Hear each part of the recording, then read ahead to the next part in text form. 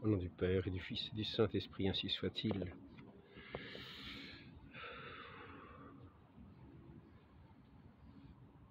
C'est de ma faute, c'est de ma faute, c'est de ma grande faute.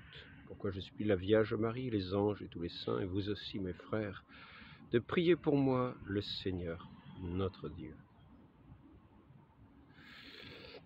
Donc, effectivement, je demande un grand pardon à tous ceux que j'ai pu induire en erreur par des entretiens que j'ai faits, une erreur sur la nature de l'Église, et sur le fait de dire que l'Église n'était pas l'Église.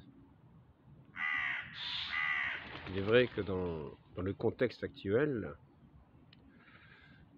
nous pouvons avoir des excuses dans la confusion des esprits, en voyant les scandales, en voyant l'histoire de Pachamama, en voyant certaines phrases qui sont dites comme quoi le bon Dieu, le bon Dieu dans sa grande sagesse fait toutes les religions, des papiers qui sont signés, des choses comme cela. Et donc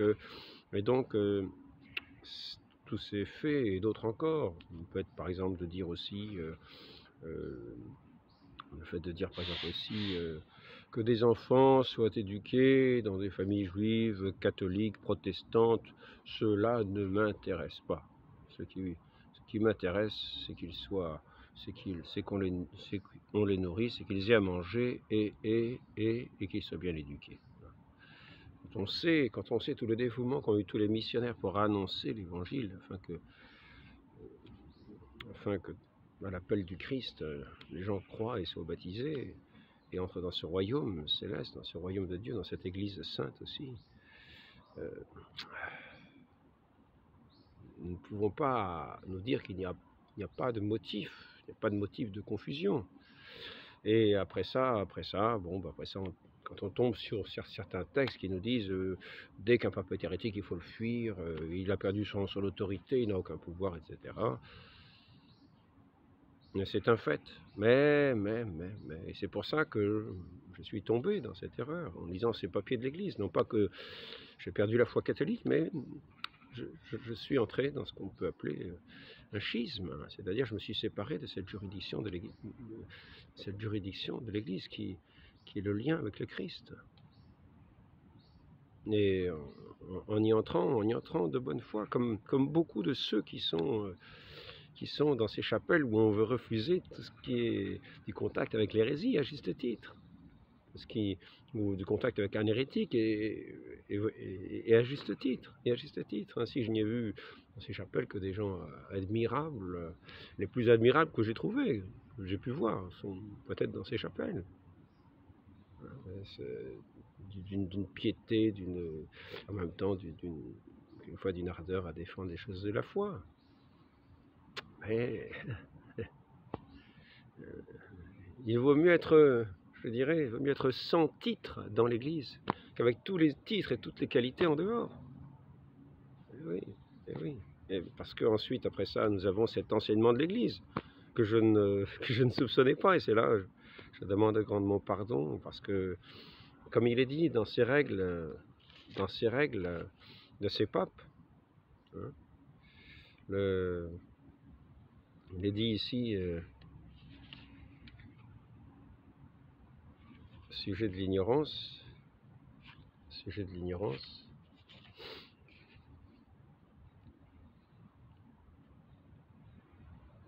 l'ignorance de fait excuse, non pas celle du droit. Donc cette loi de l'Église, cet enseignement de l'Église qui disait que finalement nous ne savons qu'un pape est hérétique que lorsqu'un concile s'est réuni pour le déclarer hérétique, c'est simplement là que nous le savons hérétique. Avant ça, nous pouvons avoir des soupçons, des idées, mais il a toute la juridiction. Et nous lui devons obéissance. Et là, je vais pas répéter les entretiens que j'ai fait juste précédemment, je vais développer un petit peu. Donc, pour continuer dans cette démarche de ce pardon personnel que je dois à ceux qui ont pu me suivre sur ces entretiens que j'ai pu induire en erreur, pour simplement avoir ignoré cet enseignement qui tient en une ligne ou en deux lignes. L'Église ne sait qu'un pape est hérétique. C'est l'enseignement de l'Église. Que lorsque un concile l'a déclaré hérétique. Le concile ne le dépose pas, car si le pape est hérétique, il est déjà déposé de par son hérésie. Et le Christ lui-même l'a déjà déposé, et il est déposé lui-même de par son hérésie. Mais l'Église, et si nous sommes de l'Église, nous, ne sait qu'il est hérétique, n'a connaissance du fait qu'il est hérétique, que après que le concile ait déclaré qu'il était hérétique. Avant ça, nous n'en savons rien. Ceux qui se réunissent en concile, ce sont les évêques qui sont les juges de la foi. Et nous n'avons pas ces qualités-là. Donc la juridiction, jusque-là, c'est l'enseignement de l'Église, l'enseignement des docteurs. On nous dit que la juridiction reste au pape, jusqu'à cette déclaration. Et après cette déclaration, elle passe au concile, la juridiction. Donc, il ne s'agit pas simplement de dire ça maintenant, mais il ne s'agit pas de laisser, mais de dire coucou, je m'en vais. Non, il ne s'agit pas de ça. Ceux qui m'ont suivi, qui m'ont écouté, je veux aussi maintenant leur donner les solutions. Parce que quand on a vu simplement cela, quand on connaît quelques règles de l'Église, il faut savoir les conséquences que cela entraîne. Et puis ensuite, je voudrais dire aussi, pour tous ceux qui sont toujours dans ces chapelles, qui sont coupés de la juridiction, qui sont coupés, je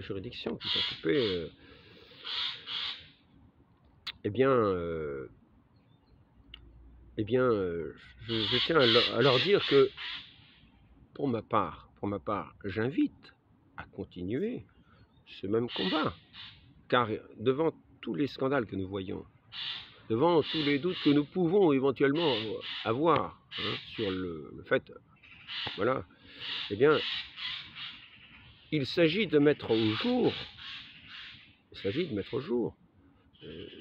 choses qui paraissent extraordinaires, de façon à ce qu'un concile puisse se réunir, effectivement, devant tous ces éléments, et étudier si le pape est hérétique ou pas, et le déclarer. Donc il ne s'agit pas d'abandonner le combat de la foi, au contraire.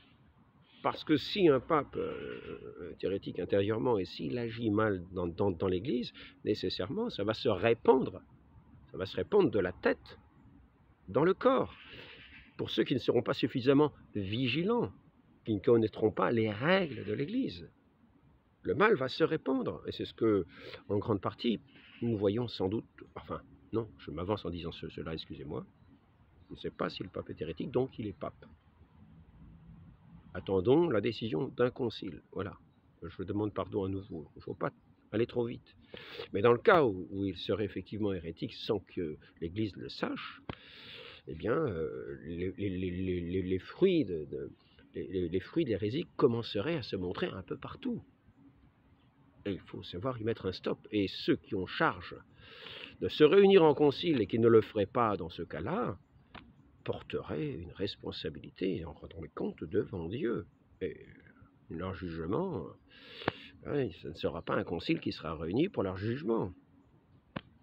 Ils auront le jugement véritable qui leur convient, pour avoir laissé la perte des âmes, pour avoir laissé tant d'âmes se perdre.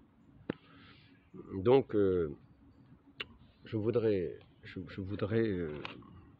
dire déjà, pour ces entretiens qu'il y a eu auparavant, il faudra toujours apporter une correction si on veut les regarder. Il faudra toujours apporter une correction, à savoir que si je dis qu'il y a une apostasie générale, là, il faut mesurer le terme.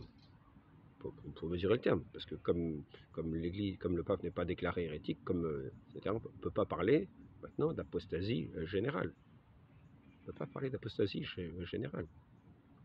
Donc, on ne peut pas dire que cette Église n'est plus l'Église. C'est-à-dire que tous ceux qui suivent un hérétique, étant donné que l'hérétique n'est pas de l'Église, etc., tous ceux qui le suivent ne sont plus de l'Église. Et voilà. Et donc, en gros, il y aurait l'Église de Vatican II. Et je vais maintenant apporter une correction sur ce sujet. n'y a pas d'église de Vatican II. Mais je vais aller dans ce sens-là maintenant pour montrer qu'il n'y a pas d'église de Vatican II. Et que ça, c'est maintenant une certitude. D'après l'enseignement de l'Église, il n'y a pas, si l'on tient à cet enseignement de l'Église. Et il ne s'agit pas de lire l'enseignement de l'Église comme ça de façon théorique, je vous l'ai déjà dit. Mais quand le temps de le mettre en application approche, quand on voit que ça nous arrive, c'est comme quelqu'un qui apprendrait à sauter en parachute. Comme quelqu'un qui apprendrait à sauter en parachute. On lui montrerait, il faut mettre les genoux pliés comme ça, dans ce sens-là, plutôt à droite, et les coudes comme ça, plutôt à gauche, de façon à ce que les genoux ne rentrent pas dans les coudes et qu'on ne prenne pas tout à la figure, hein, et qu'on ne se casse pas la figure à l'arrivée. Mais il y en a, mais certains, ils vont savoir ça, puis à l'arrivée, ils vont être tendus comme des bâtons, ils vont se casser les pattes. Donc il s'agit bien, quand on atterrit, c'est-à-dire quand on voit la situation dans laquelle on est, et qui correspond à cette période où on peut avoir des doutes, on pourrait se poser des questions, être scandalisé à juste titre de voir certaines choses. De la Pachamama, quand on voit une statue, une femme avec les seins nus et pointant en avant, et puis qu'on voit des gens qui se courbent devant, qui se prosternent devant en adoration, avec le pape à côté, c'est sûr que ça peut poser des questions. Donc ça peut scandaliser, ça peut écarter des gens de l'Église en voyant ça. C'est sûr que ça ne va pas attirer tellement non plus les protestants à se convertir à la foi catholique. Mais entrer dans la juridiction véritable de l'Église. Hein. Donc je voudrais, pour avoir fait ce mea culpa, demander pardon, et un sincère pardon, parce que peut-être par ma faute, certains ont perdu la vie en étant dans le schisme. Dans le schisme. Alors, demandons pour ces personnes-là, implorons cette grâce de Dieu. Ce sont des personnes qui ont voulu bien faire, et notre Seigneur pense, écoute les cœurs sincères qui avaient cette foi catholique néanmoins. Donc, égaré par ces scandales, là je voudrais dire d'une certaine manière, j'ai été un petit peu semblable, on pourrait dire, à la passion du Christ, à Saint Pierre qui ne reconnaissait pas le Christ, c'est-à-dire qui ne reconnaissait pas l'Église, qui passait en procès, le Christ passait en procès, ou à la foule qui criait après notre Seigneur portant sa croix, qui le huait, ne le reconnaissant pas pour le Christ. Oui. Revenons vite à cette conversion du cœur. Notre Seigneur, quelquefois, montre des apparences sous les injures qui lui sont faites, sous les blessures qui lui sont faites, souffletées par des serviteurs.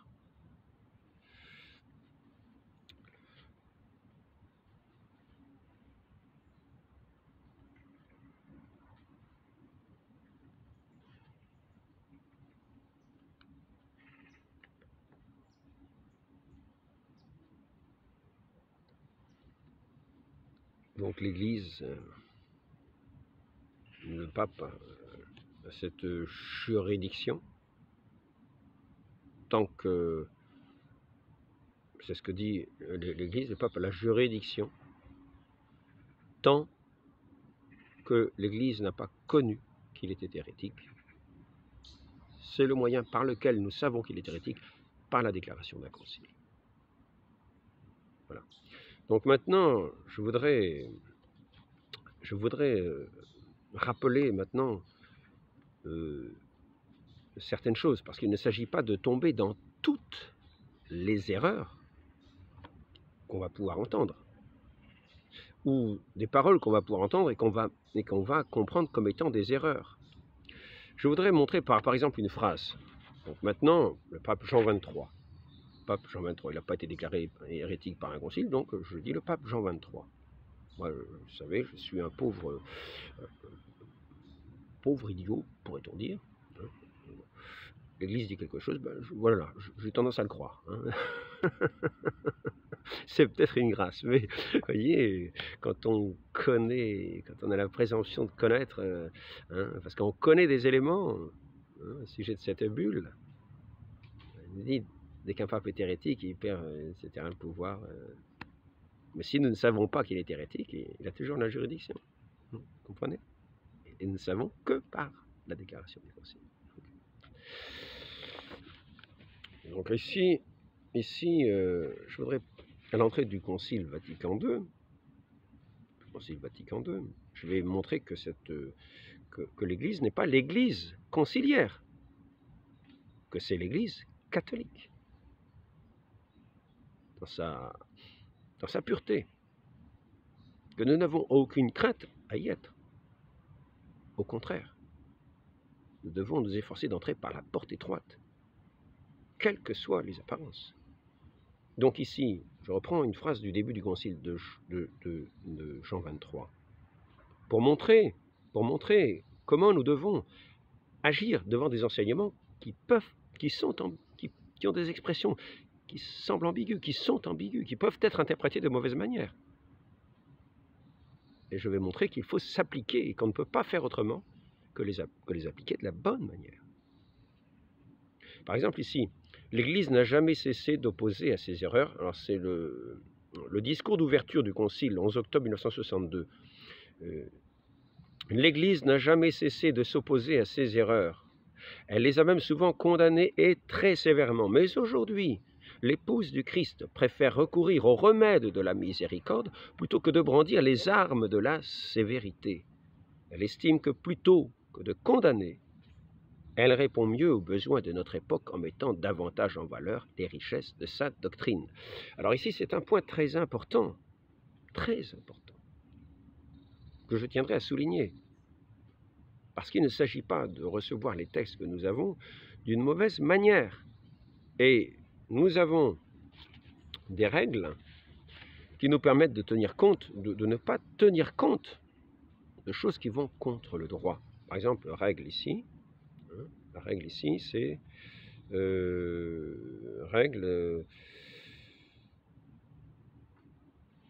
celui qui se tait est censé consentir. Deuxièmement, alors ça c'est la règle 43 de Boniface VIII, et règle 64, deuxièmement, on doit regarder comme nul tout ce qui est fait contre le droit.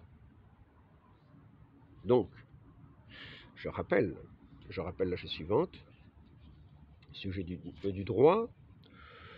Le droit positif humain et des législateurs assure la pratique des lois divines naturelles et hein. Voilà. Donc, l'absolu, le nécessaire, c'est le droit divin et le droit naturel.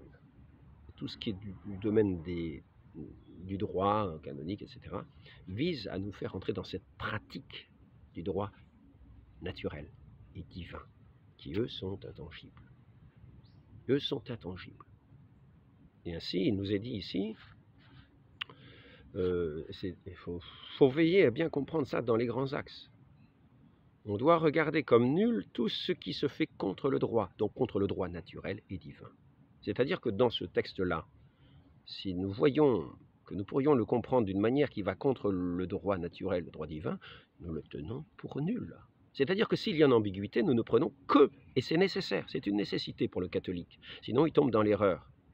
Vous voyez, si jamais quelqu'un qui est sur le Saint-Siège énonce je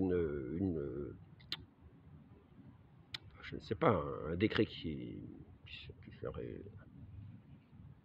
serait mal interprété ou douteux, ou qui nous amènerait à l'erreur, en conscience, si nous voyons que ça va contre le droit naturel et divin, nous le tenons pour nul. Il est tenu pour nul.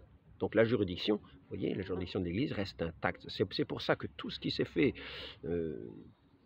par exemple Vatican II, etc., tout ce qui est fait qui va contre le droit est tenu pour nul. C'est pour ça que ce n'est pas l'Église de Vatican II, mais que c'est l'Église catholique. Mais nous devons avoir cette démarche catholique, avec cette règle, en particulier ici du Boniface VIII. Ce sont des règles que chaque catholique, pour veiller à la foi, doit tenir en lui-même. Si, par exemple, si on demande d'aller adorer la Pachamama, non. Nous tenons ça pour rien, c'est illicite. Hein. Donc, ce qui a été fait là, c'est la règle de Grégoire IX, c'est la règle marquée 5, je ne sais pas si c'est la règle 5. Ce qui a été fait illicitement n'entraîne pas d'obligation. Non seulement ici, avec la règle de Boniface VIII, ça n'entraîne pas d'obligation, mais on dit que on doit regarder comme nul tout ce qui se fait contre le droit. Donc maintenant, je relis ce texte ici, parce que nous voyons qu'il y a cette autre règle qui dit celui qui se tait est censé consentir. Donc c'est pour cela que l'Église a toujours condamné les erreurs, parce que celui qui se tait est censé consentir. Et si on consent, on tombe dans l'erreur aussi. On consent à l'erreur. Or, nous ne devons jamais consentir à l'erreur. C'est une règle. C'est la règle. Celui qui se tait consent. Alors là, l'Église n'a jamais cessé de s'opposer à ces erreurs, et tant mieux. Elle les a même souvent condamnées, et très sévèrement. Mais aujourd'hui, l'épouse du Christ préfère recourir au remède de la miséricorde. L'Église a toujours recouru au remède de la miséricorde, mais disons, on peut comprendre peut-être davantage encore, montrer davantage s'il se peut. Elle préfère recourir plutôt que de brandir les armes de la sévérité. Elle estime que plutôt que de condamner, elle répond mieux aux besoins de notre époque en mettant davantage. Et c'est avec ce mot davantage que l'on peut arriver à garder quelque chose de ce texte. À garder ce texte en le voyant bien, dans ce qu'il n'a pas de faux. Parce qu'il y a nécessité de condamner l'erreur. Mais ce qu'il est dit, c'est qu'il faut davantage ici mettre en valeur les richesses de la doctrine. Donc nous pouvons, quand nous le comprenons de cette façon-là, accepter le texte. Et nous ne pouvons l'accepter que de cette façon-là. Car nous avons toujours à condamner l'erreur. Car qui se tait consent. Et ce sont des règles intangibles que nous devons appliquer dans tout ce qui concerne le droit, la justice. Et sinon, nous aurons un juge suprême qui sait ce qu'il en est des lois. Donc nous voyons que nous ne sommes pas dans une église de Vatican II. Nous sommes dans l'église catholique. Et si des choses jamais vont contre le droit, sachons que nous devons les tenir pour rien. Et que nous n'aurons cela aucun reproche, nous ne serons pas en dehors de la juridiction. Au contraire, ce sont les règles du droit. Et ceux qui mettraient en application des mauvaises règles, qui iraient contre le droit, ou des mauvaises lois qui iraient contre le droit naturel, le droit divin, il faut savoir qu'ils en porteraient la responsabilité. Mais il y aurait bien sûr de la faute de ceux qui ont laissé filtrer ces mauvaises règles, ces mauvaises lois, et qui sont chargés justement de ne pas les laisser passer, c'est-à-dire ceux qui ont charge, les évêques, les pasteurs. Et eux, s'ils ne se réunissent pas pour dénoncer des choses qui s'accumulent, pour se réunir, pour décider, pour voir ce qu'il en est, si celui qui les profère est hérétique ou pas, il risque d'en porter des conséquences très graves. En attendant, nous sommes dans l'Église catholique tant qu'il y a la juridiction, et il y a la juridiction, et nous demeurons unis au Christ dans cette juridiction. La juridiction est comme la présence de notre Seigneur Jésus-Christ dans son Église. Et elle est pure, elle est sans tache, elle est, comme vous le voyez, ce qui se dit contre le droit est regardé comme nul. C'est nul, c'est comme si ça n'existait pas. Donc, mais c'est une chose que je veux dire, je fais un petit plan. Tout ce qui est ambigu du concile disparaît nécessairement pour adopter le principe du droit divin naturel qui seul existe. Ainsi, on a parlé de l'herméneutique, de la continuité. La seule obligation que nous ayons, c'est quand il y a ambiguïté, c'est le seul parti qui est à prendre. Prendre le parti qui correspond au droit naturel, au droit divin. Il n'y en a pas d'autre possible, le reste est vain. Donc quand il y a une ambiguïté, en fait, il n'y a pas d'ambiguïté. Il n'y a qu'une seule façon de le voir, c'est la seule qui soit juste. Et c'est la seule qui corresponde à la véritable juridiction. Qui corresponde à la juridiction de l'Église. On peut refuser tout ce qui est péché, n'est pas de la juridiction. Donc on a à le refuser, c'est un devoir.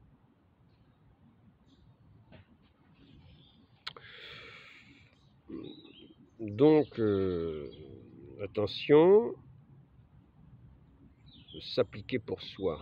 Danger et risque des évêques en cas de fort doute et de scandale.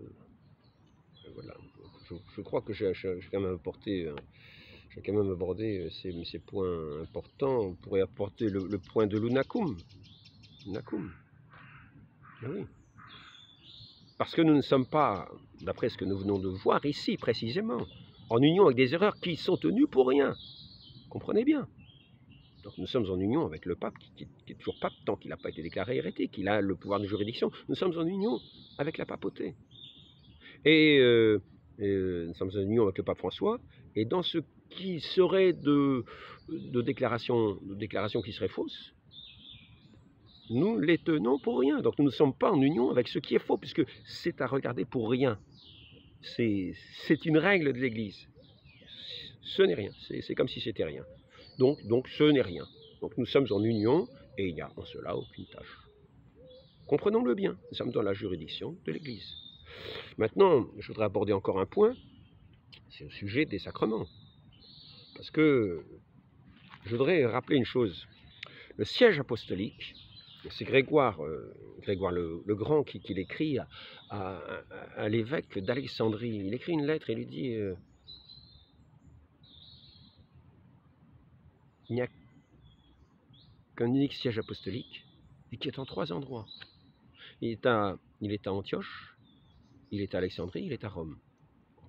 On reconnaît la primauté de l'évêque de Rome. Mais néanmoins, il faut savoir que Saint-Pierre a été à Antioche. Et il a envoyé, et c'est lui-même qui a envoyé, je crois que c'est Saint Matthieu, je crois, à Alexandrie. Je ne sais pas si c'est Saint Matthieu ou Saint Marc, je ne sais plus. Et c'est en cela que ce siège, et c'est ce qu'il dit, il n'y a qu'un siège, Antioche, Alexandrie et Rome. C'est pas moi qui le dis, c'est le pape Grégoire le Grand quand il écrit à cet évêque en Orient.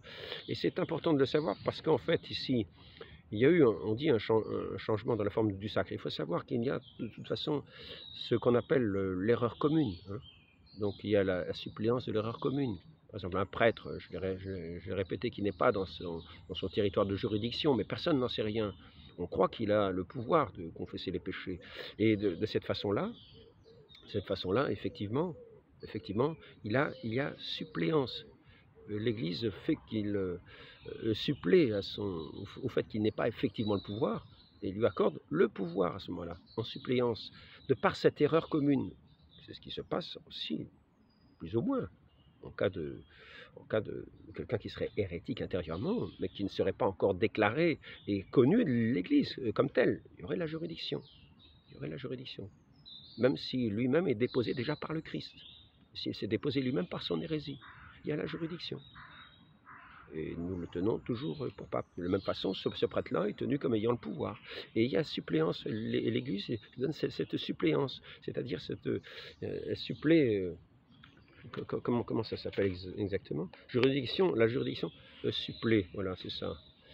Donc, l'Église supplée la juridiction, soit au fort externe, soit au fort interne, etc., sans aucun titre coloré soit nécessaire, pourvu cependant que le bien commun le demande. Voilà. Et là, c'est le bien commun. Donc, ici, c'est la même chose. Si jamais c'est certain, du moment que l'intention est là, qu'il y a la juridiction, etc., il y a une suppléance de pouvoir. Et pour en revenir effectivement au changement de la formule à propos du sacre des évêques, toutefois cette prière du sacre est reprise avec quelques variantes dans les 2 rites orientaux, le rite copte en usage en Égypte et le rite syrien occidental en usage notamment chez les maronites. Il a été adopté par les réformateurs post-conciliaires pour manifester l'unité entre les traditions des 3 grands patriarcats, Rome, Alexandrie, Antioche. En raison de cette proximité avec les 2 rites catholiques, on ne peut affirmer que la prière de Paul VI est invalide. Donc, ensuite, il est vrai que le rite de Paul VI se rapproche du rite anglican, mais pas du rite condamné par Léon XIII.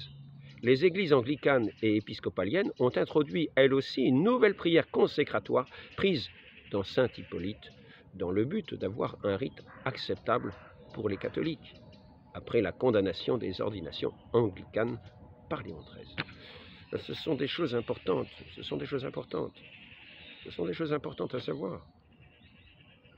Cela montre la validité des sacrements, ne serait-ce déjà que par le fait qu'on veuille faire les choses dans l'intention que l'Église veut les faire. N'oublions pas qu'il y a cette juridiction d'Église, il y a cette suppléance. C'est important. Donc, après cela, bien sûr, il faut aller vers ce qui tend à honorer le plus notre Seigneur. Il est vrai, par exemple, Seigneur Octaviani et puis un autre, je ne sais plus comment il s'appelait, ont fait un bref sur la messe de Paul VI. Ils ont dit qu'elle s'éloignait, ils disaient que ça s'éloignait de la pensée catholique. Donc, par rapport à la messe de Saint Pie V, c'était l'expression pleine de la foi catholique. Et donc, si de par la juridiction, nous avons la possibilité d'honorer mieux, mais cela ne veut pas dire qu'il est déshonoré. Et il faut toujours aller là où on honore le plus notre Seigneur, là où il y a le respect de sa présence dans le Saint-Sacrement, son saint sacrifice. Il y a cette prière d'offertoire que nous pourrions dire, mais cette prière d'offertoire prise dans cette messe de Saint-Pie V, que chacun pourrait dire avant l'élévation de l'hostie, avant la consécration, de cette prière d'offertoire qui rappelle le caractère du sacrifice de notre Seigneur. Car c'est ce sacrifice qui est renouvelé chaque jour sur les autels. Cet unique sacrifice de notre Seigneur Jésus-Christ à la messe. Donc, la fraternité Saint-Pédis, c'est, je crois, sous la juridiction et applique les principes de ces règles établies par ces papes, hein, que ce soit Grégoire IX, qu'est-ce que j'en ai fait?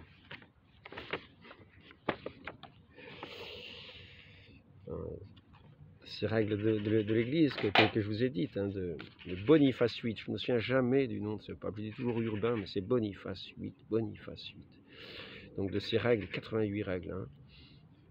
Ici,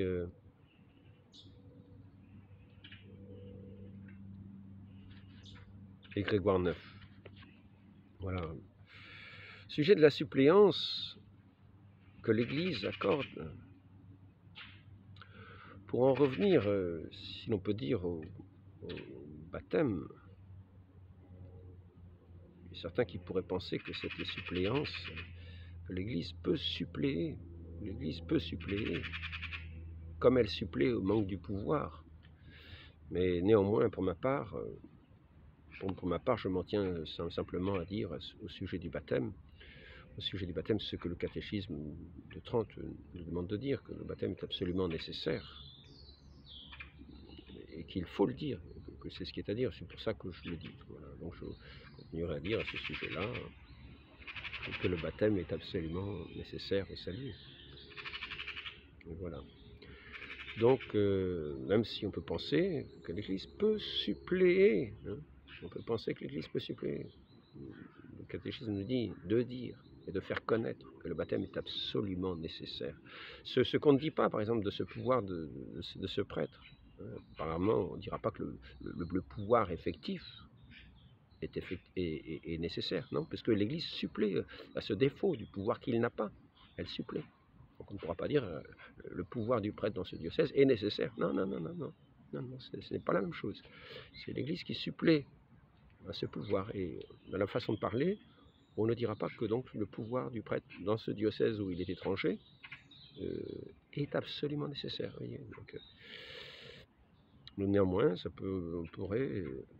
peut être amené à penser qu'il peut y avoir suppléance. Pour ma part, je continue de dire, comme nous dit de l'enseigner l'Église, Le baptême est absolument nécessaire parce que notre Seigneur a dit « Il n'est pas entré dans le royaume des cieux ». Donc, je vous dis ce que le catéchisme de Trente dit absolument, c'est tout. Et voilà, donc, je ne sais pas si j'étais complet, mais en tout cas, j'espère avoir amené un certain éclairage. Et n'oublions pas, pour ceux qui penseraient que c'est l'Église de Vatican II, la secte de Vatican II, je ne crois pas avoir utilisé ce terme secte du Vatican II. Il faut avoir dans ce que nous faisons au moins une certaine attention de ne pas quand même, voyez, il y a quelquefois des présomptions de la façon de parler. Faisons attention de nos façons de parler. Restons chrétiens aussi dans les façons de parler. Ça ne veut pas dire, bien sûr, il y a certains qui vont dire, les chrétiens, quelquefois, dénoncer vertement les hérétiques. Ils vont même prendre l'exemple des évangiles, engeance de vipère. En tout cas, j'invite fortement tous ceux qui ont entendu ce que j'ai dit, qui est l'enseignement au sujet de cette déclaration. C'est uniquement par la déclaration faite d'un pape hérétique que l'Église sait que le pape est hérétique. C'est l'enseignement de l'Église qui le dit, le docteur de l'Église, comme je l'ai rappelé, Alphonse de Liguori, et puis d'autres encore, Garrigou Lagrange, tout au long des siècles. Je vais répéter celui qu'il y avait hier, comment il s'appelait, Biluard. En tout cas, je remercie tous ceux qui ont résisté à vouloir que je voulais convaincre de venir dans un lieu qui était malheureusement en dehors de cette juridiction, et qui ont résisté à tous les arguments que je pouvais dire. Je disais, mais ils sont sourds. Ils ont fait un témoignage qui ne m'ont pas aidé à m'enfoncer. Ils ont résisté et ils ont bien fait. Moi, d'un autre côté, j'aurais montré des choses auxquelles il ne fallait pas adhérer, mais néanmoins, voilà. Je remercie tous ces gens qui ont témoigné véritablement de leur attachement à l'Église. Je leur dis d'une certaine manière, bravo. Voilà. Donc, aux autres, je les invite à savoir faire ce pas. Il vaut mieux n'avoir aucun titre dans l'Église qu'être revêtu de tous les titres en dehors. Dernier élément. En conséquence, nous déclarons, disons et définissons qu'il est absolument nécessaire au salut pour toute créature humaine d'être soumise au pontife romain, Boniface VIII, Unam Sanctam 1302. Entendons l'enseignement des saints docteurs de l'Église. Demandons cette grâce à la très sainte Vierge Marie, qui est la mère de l'Église. Ne la blessons pas en offensant tous les jours son Église, son Fils.